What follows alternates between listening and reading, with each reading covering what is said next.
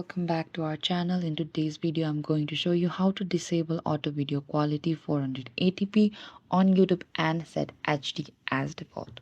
To disable auto video quality 480p on your YouTube and set HD as a default, you can use the following steps. You could first try opening your YouTube app, and after that you need to access to the settings. You have to go on the bottom right corner, there's the profile icon. Go there, and in the top right corner there's a three dot icon. Tap on that option and go to the settings, and from here tap on the video quality preferences option, and under the video quality preferences you can change the video default quality, and you need to select always choose the best quality for the connection and the player size to ensure that your YouTube always plays video in the highest available quality.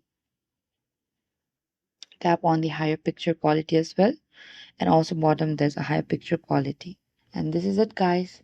Thank you for watching this video. I hope I could help you. Do not forget to like, subscribe, and hit the bell notification icon for more upcoming uploads.